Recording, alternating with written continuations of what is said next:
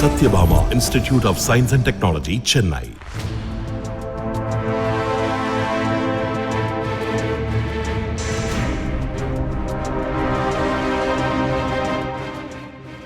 अफगानिस्तान के काबुल हवाई अड्डे पर 2 दिन पहले हुए आत्मघाती हमले ने पूरी दुनिया को हिलाकर रख दिया, खासकर अमेरिका की चिंता को बढ़ा दिया है।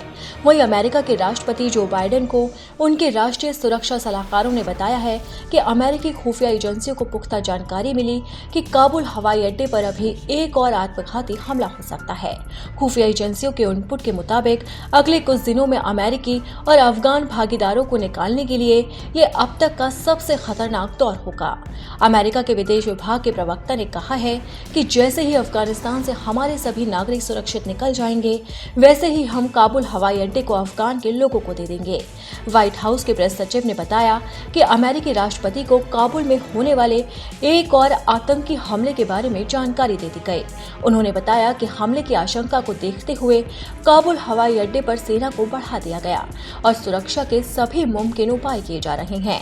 वहीं व्हाइट हाउस और पेंटागन ने चेतावनी दी है कि अमेरिकी बलों की वापसी और एयरलिफ्ट को बंद करने की नजदीक आ रही अंतिम तारीख से पहले और भी खून बह सकता है।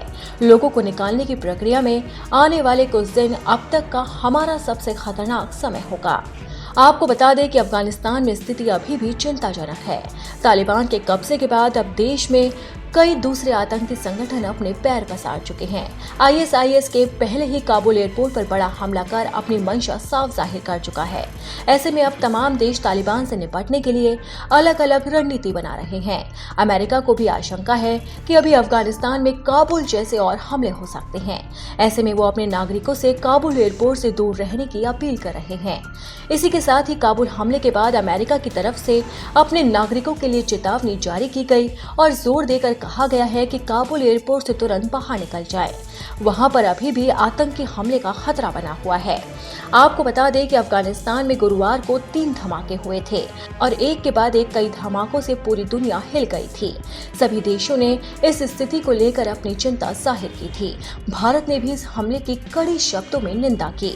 इसी के साथ ही सबसे ज्यादा चिंता जो बढ़ी है वो है अमेरिका की, क्योंकि इस हमले में 100 से ज्यादा नागरिकों ने अपनी जान गंवाई, जिसमें अमेरिकी सेना के 13 जवान भी शहीद हो गए। और इसी हमले के बाद अमेरिकी राष्ट्रपति जो बाइडेन ने कड़ी चेतावनी दी कि जो हमें छेड़ेगा उसे हम छोड़ेंगे नहीं। और इस चेतावनी के बाद से अमेरिकी सेना लगातार अलर्ट है। To those who carried out this attack, as well as anyone who wishes America harm, know this: we will not forgive. We will not forget. We will hunt you down and make you pay.